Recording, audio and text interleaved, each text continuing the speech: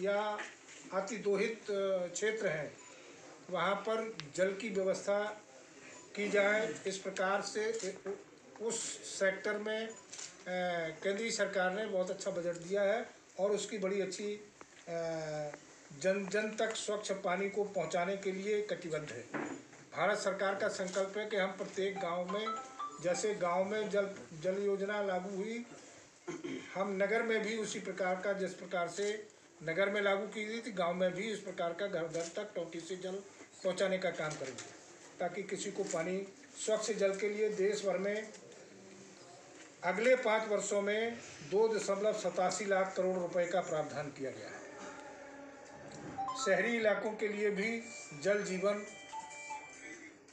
Mission शुरू किया गया है, वहाँ पर भी जहाँ पर इस प्रकार की व्यवस्था है उसको भी बजट दे के ठीक किया जाएगा। बदलकर इसके लिए पूंजीगत आधार को और इस कोविड-19 को बड़ा प्राथमिकता पर देखते हुए 35,000 करोड़ रुपए का बजट वैक्सीन के लिए पृथक रूप से दिया गया है और शेष स्वास्थ्य विभाग को वो बजट जो दिया गया है उसमें से ये सेपरेट करके 35,000 करोड़ रुपए का बजट मात्र कोविड-19 को कंट्रोल करने के लिए, वैक्सीनेशन के लिए पृथक रूप से इसको जारी किया गया है।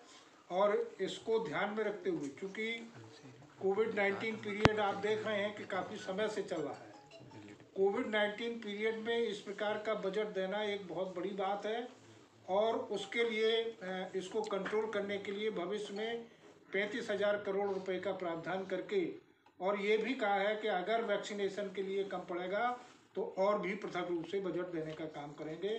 तो इसके लिए ये बहुत बड़ा काम है और मैं आप सबकी ओर से, पूरे भारत की जनता ने, कई सेक्टर के लोगों ने इस बात पर बड़ी प्राथमिकता के आधार पर उनको बधाई भी दी है कि आपने ये, और मैं भी माननीय प्रधानमंत्री जी, माननीय वित्त मंत्री जी को बहुत बहुत बधाई देता हूं कि कोविड-19 का बड़ा ध्यान रखते हुए इतना बड़ा बजट प्रदान करने का काम किया है।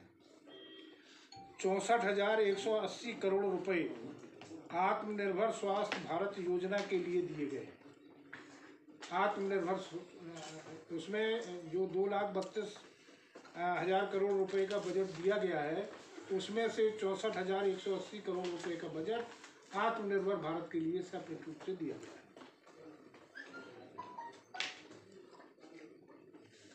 लगभग 75,000 गाँव के वेलनेस सेंटर लागू होंगे। वेलनेस सेंटर,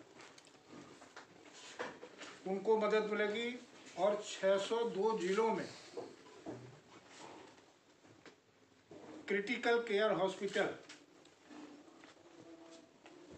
और हेल्थ इमरजेंसी ऑपरेशन सेंटर शुरू होने से, इस प्रकार का ये शुरू किया जा रहा है। इतने बजट 602 जिलों में, ग्रामीण क्षेत्रों में, जिससे स्वास्थ्य सिस्टम बहुत ही मजबूत होगा। National institution of world health के साथ 4 नए नेशनल इंस्टीट्यूट ऑफ बायोलॉजी और 9 बायो सेफ्टी लेवल 3 लैब खोलने का प्रावधान भी इस बजट में किया गया, जिससे पब्लिक स्वास्थ्य की दिशा में ये मील का पत्थर साबित होगा। पब्लिक के स्वास्थ्य को ध्यान में रखते हुए ये इस बजट में प्रावधान किया गया है।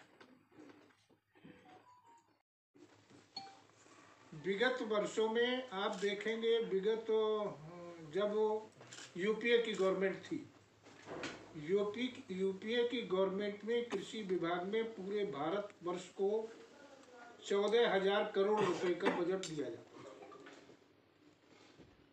आज माननीय प्रधानमंत्री जी के नेतृत्व में विगत वर्ष का बजट 1,34,000 करोड़ रुपए कृषि का था और अब की बार माननीय प्रधानमंत्री और वित्त मंत्री जी ने 1,48,301 करोड़ रुपए का बजट कृषि विभाग को दिया है। ये एक बहुत बड़ा बजट है और किसानों को ध्यान में रखते हुए इस प्रकार का बजट में प्रावधान किया गया है। दूसरा एग्रीकल्चर इंफ्रास्ट्रक्चर फंड जो एपीएमसी से जोड़कर किया गया है। जो हमारा एपीएमसी बना हुआ है एग्रीकल्चर, ये मंडी से संबंधित जो एपीएमसी एक्ट बना हुआ है, उस एपीएमसी से जोड़ के इसको किसानों का लाभ करने के लिए कि जहाँ पर किसान पूरे भारतवर्ष में अपने किसी भी मंडी में जहाँ पर उसका उत्पादन अच्छा मूल्य मिलता है वहाँ पर बेचने के लिए उनको स्वतंत्रता दी गई है। इस प्रकार का बजट में प्राविधान है। वर्षों में इस प्रकार का नहीं था। का क्रय होना है, उसमें इस बजट में प्रोविजन करते हुए 33,000 करोड़ रुपए का बजट दिया है। तो आगे उसमें जो एमएसपी के आधार पर गेहूं की खरीद होगी और गेहूं के क्रय केंद्र खोलने के लिए अभी से स्कीम शुरू हो गई है। सभी 75 जिलों में ये शासनादेश चला गया है कि क्रय केंद्र खोलने की तुरंत व्यवस्था की जाए गेहूं की, और उस पर केंद्रीय सरकार ने 33,000 करोड़ गेहूं को खरीदने का बजट दिया है। 2019 में 63,000 करोड़ रुपए की खरीदारी की गई और इस बार बढ़कर लगभग 75,000 करोड़ रुपए की खरीदारी करने का लक्ष्य है। योजना से 43 लाख किसानों को लाभान्वित किया गया है। 13-14 में ये खरीदारी थी 63,000 करोड़ रुपए की, और इस बार बढ़कर 1,45,000 करोड़ की ये बढ़ गई है। इससे किसानों में और अच्छा सुधार आएगा, उनकी आर्थिक स्थिति मजबूत होगी।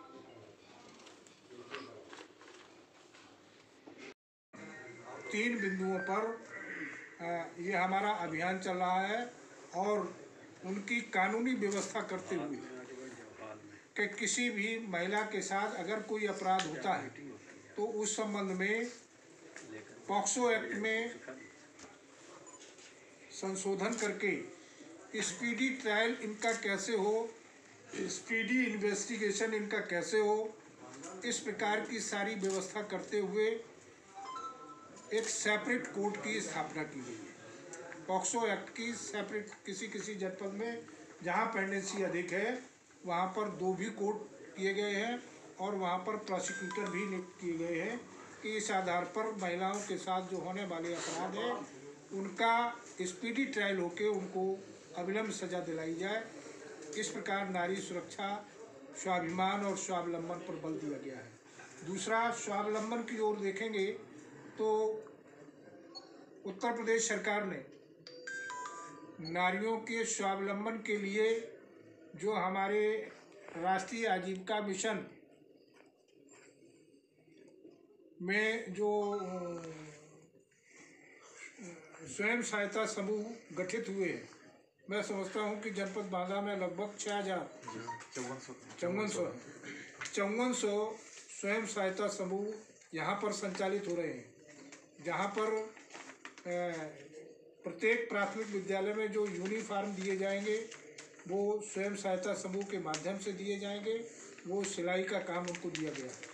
कहीं पर अगर कोटा रिक्त होता है ग्राम पंचायत का तो वहाँ पर इन स्वयं सहायता समूह की महिलाओं को ही उस कोटे को देने का काम उत्तर प्रदेश सरकार करेगी। इस प्रकार नारी